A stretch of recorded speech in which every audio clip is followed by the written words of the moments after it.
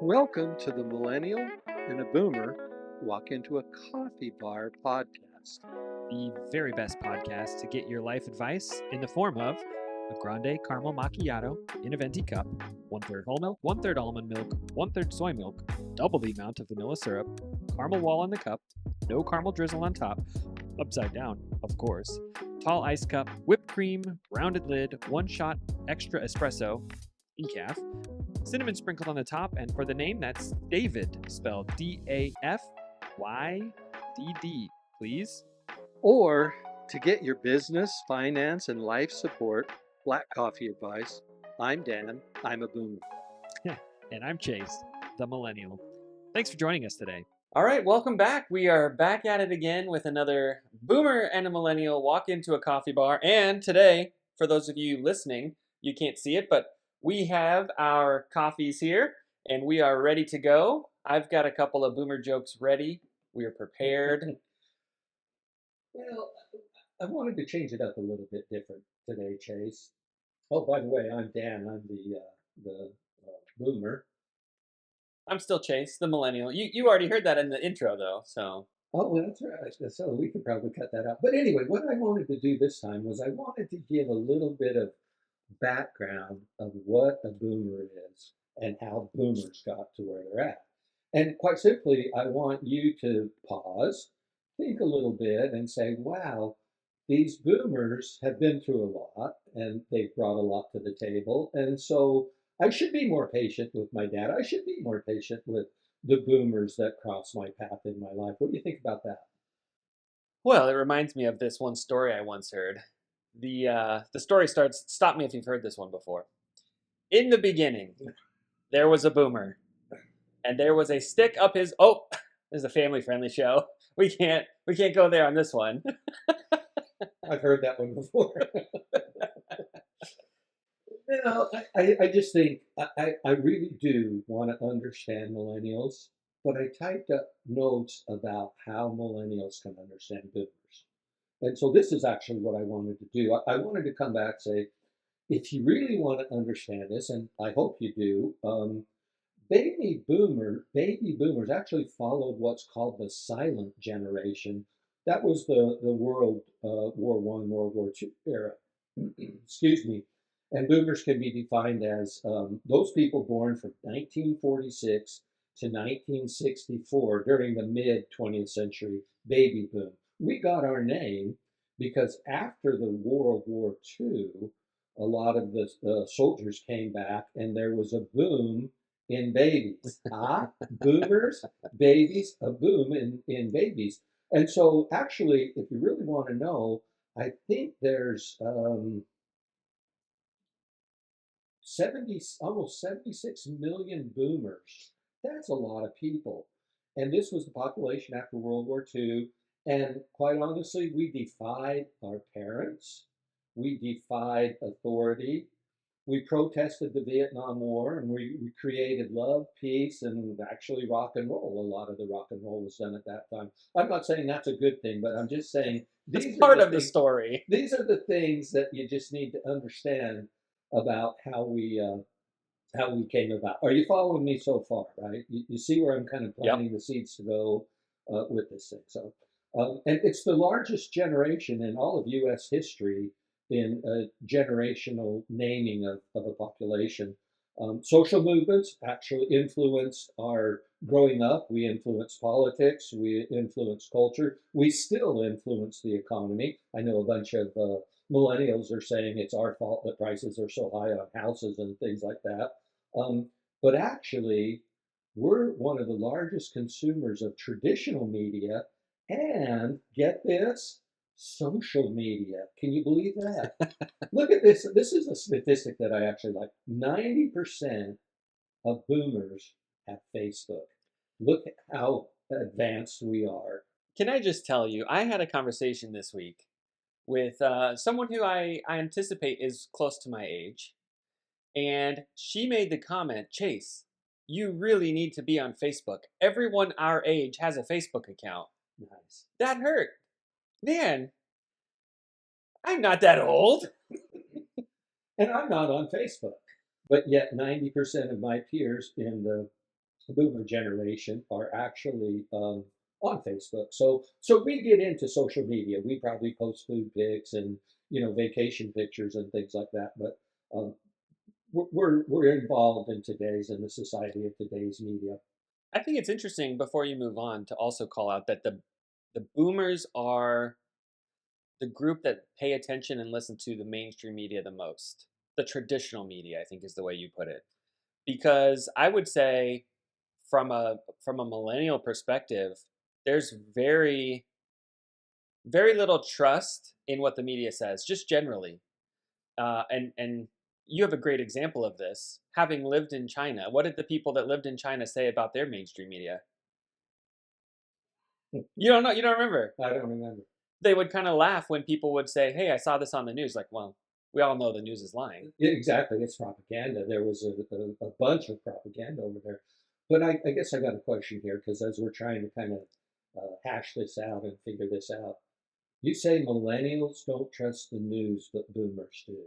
The traditional media. Oh, the traditional media. The traditional Because media. if you see down in my notes, and I know you laboriously went over those in preparation for this meeting, as though preparation is an important part of the millennials world, um, we distrust a lot of things. Like we have distrusted government since the Vietnam War. We distrust a lot of the things we see, and I would say we are users of traditional media, but I don't know that I would say we trust traditional media. That's an interesting point. We may have to dig in that a little bit more. But I will tell you what we are is we're the parents of Generation X. Who are they? And that's your sister. And then we're typically the grandparents of uh, millennials. Now, our relationship is a little bit different because I'm a younger boomer and you're an older millennial, if that makes sense. And so we kind of skip the Generation X here a little bit, although your sister is one of the Generation X people, and we're getting her a shout out again today because when she hears that, This is the best podcast I've ever listened to. that's what I think she said. So the problem with this whole thing is boomers are getting old. We're facing health issues, and boy, I know that when you hit your 60s, things go downhill real fast, right? So you ought to be just patient enough with me that I get up in the morning sometimes. We're facing retirement, and we're facing old age.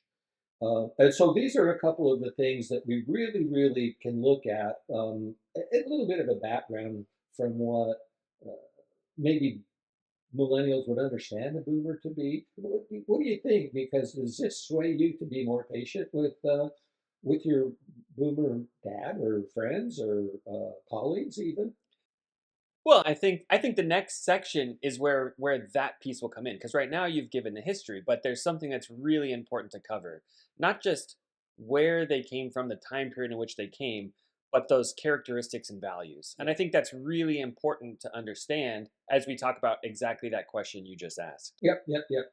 So let's jump right in. I mean, let's both see hard work and loyalty. When I was growing up in professional sports, people were loyal to their team. You had the same Derek Jeter, 40 years, played 25 years with the Yankees and was there the whole time, the captain, right?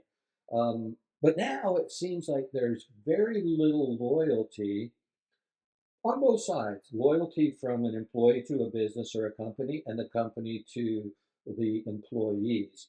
Um, Hard work, I tell you, and much. This is one thing, and I've said this before. I really like the idea that millennials actually have a little bit better of a life balance, work-life balance, because we have hard work. I just don't see that same characteristic with the millennials or as a value, and maybe I'm missing that. So when we get to the other side of the fence, I'd like you to respond a little bit more. But we worked hard. We have worked hard all of our life. We have traditional family values. I remember the whole time when you were growing up, we had dinner at between 5 and 5:30 every single night. We sat around the kitchen table. We talked about the day's events, and it was just kind of a traditional family value. I've been married going on 40 years.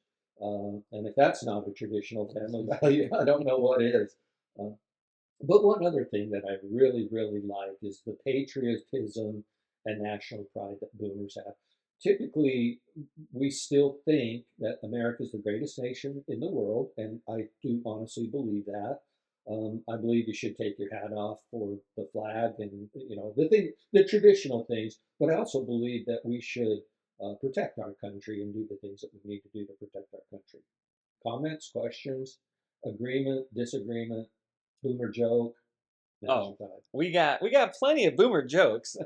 No, I think you're right on the mark here with these being characteristics or values that boomers held tightly to and continue to hold tightly to. This isn't something that was lost, right? You even just said patriotism and national pride are things that you still hold near and dear, that they're not waning in any measure. So I think the next couple are really interesting, and I've got some comments on the next couple just based on the last 3 years. So let's dig into those. Let's keep going down my list then. Material success and home ownership. Um, I remember the whole thing was save for a down payment, get ready to purchase your own home. What are interest rates doing? We could build our own house. We could do a lot of the things that we feel like was the American dream. And we actually did have some material success. We weren't rich by any means, but we were comfortable and we pursued home ownership and were successful with that. So I really believe that's probably one of the basics of our values or characteristics. I think is material success and home ownership. I don't think we grasp anything that we can. We just like to work hard for it. Then the next one is respect for authority and institutions. Uh, I remember being very, very I don't even know what the word would be when I was talking to elders. Yes, ma'am, no, ma'am. You would be respectful to that. Anybody in authority, you would treat them that. I see some of these news reporters now treating some of our politicians with the questions that they ask is totally out of line with my values in the way that they treat people and the way kids treat teachers and things like that. Boy, the teacher was the boss. If I got crosswise with the teacher, I'd get crosswise with my dad when I got home. And the same with you Yeah. as when we were growing up. Yep. Well, a couple things here. You know, the material success in home ownership, I think, is interesting because when you say material success, that means something very different from how millennials view material success. Yes, boomers like and wanted the car or cars, they wanted the home, but it wasn't necessarily a standard thing for them to say, I want that super expensive high end vehicle that is going to do 0 to 60 in like half a second or whatever stupid thing, whereas the millennials are like, I gotta have the Birkin bag. I don't even know what that is, but I know it's an expensive purse. I want this supercar that's $200,000, and that's what they think of when they think of material success, not a way for us to get from point A to point B. Yep. And it's not that it was a jalopy for boomers. You guys still wanted a nice car, but it was a reasonable car. And it kind of made me laugh earlier when you were talking about the let me see here, when you were talking about the loyalty aspect, right? I mean, you were loyal to an automotive manufacturer for the last 38 years. Yeah. 38 years. You had the 1986 Isuzu Pup, That's right. and then you got rear-ended and I had to dig glass out of the back of your head, and you got a 1999 Isuzu Hombre. Right. And now here you've got 38 years of loyalty with this company, and Isuzu just sticks a knife in your back, and they pull their small commuter trucks from the lineup. That's right. That's right. So- And I cried when I lost both of those trucks. In fact, in 1999, I just lost just this spring. It was heartbreaking and little tear dripping down my eye when I was doing it. I took pictures of it in the garage before I had the tow truck. Millennials also take pictures of their cars, but I can assure you these are very different pictures. Yeah. So, materialism is not necessarily a bad thing, but we got a car to go from point A to point B, and more importantly, back from point B to point A. And so that was what we did. I drove a 1972 AMC Gremlin, and it was the sweetest car I think I've ever owned. I cherish that car. My girlfriend at the time, your mother, would not ride in it. She would not ride in it. And so I had it all to myself. That was maybe not such a bad thing. I And hope she doesn't and listen to this podcast. and what kind of horn did your gremlin have? Auga, auga. It was orange, and I was known as the pumpkin driver, so it was good. But I tell you, we just really need to have um, the level set on material success and not be overboard. But I think the millennials, have stars in your eyes when you see something. You want to buy the latest name, brand name, anything, and whatnot. So, but let me keep going. Believe it or not, we boomers have an environmental awareness. Now, I'm not saying that we snub our nose at some of the traditional concerns we have with water pollution and air pollution and things like that. But we do have an environmental awareness of what's going on in our countries and what's going on around the world. And so I think we're not real activisms about it. We're not crazy about it. But I think we still basically have some kind of an awareness of the environmental conditions that we have. And I tell you, as we get older and older, we have a better place in our heart for health and wellness.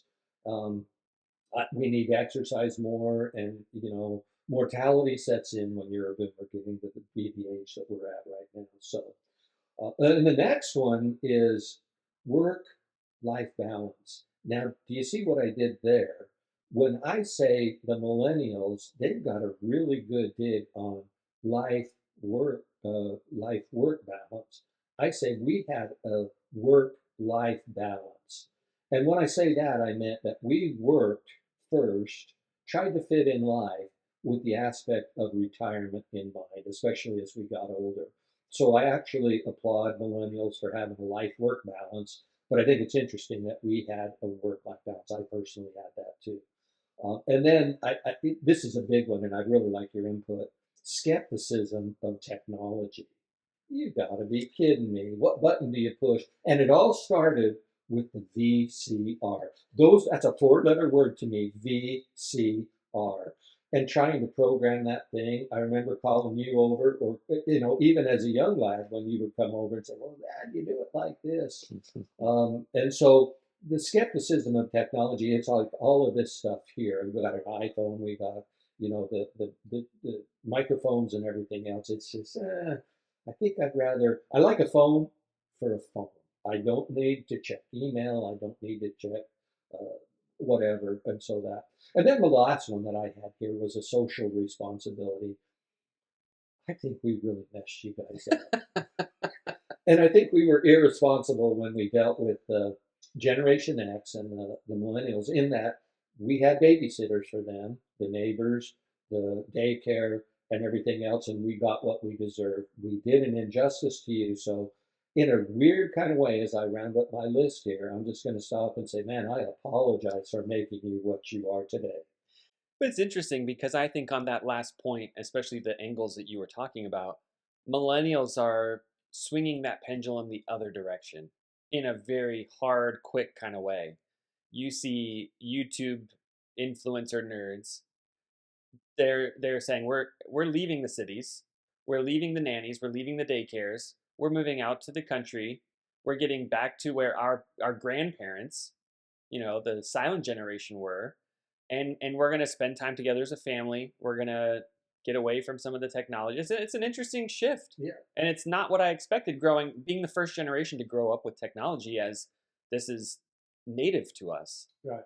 And it is a difference, because traditionally, I guess in earlier times, millennials were going more towards the cities, and certainly the boomers went out to the suburbs. But I like that shift too, and I think you guys will appreciate it as you go seek out um, the purchase of a house, or the the things that the suburbs have to offer and all that. stuff. So, but anyway, I know I've done a lot of talking in this thing, and I don't really know how to wrap it up. Well, I think that the easiest way is to just give a quick update because we still have more. The things millennials do not understand about boomers. But I think what we do is we go forward from here and do the exact same thing we just did, but from the millennial perspective. Very good. And then at the very end, or maybe even a third, we wrap up with the things millennials do that irritate boomers paired with the things millennials do not understand about boomers. And that's probably the 3 episode arc that you'll capture. Episode 1 you've just listened to. Episodes 2 and 3 of this series you'll catch in the next upcoming weeks. Yep, very good. Well, this is all in an effort to understand one another, because just remember, just because it's different, Doesn't make it wrong. have a great day, Chase.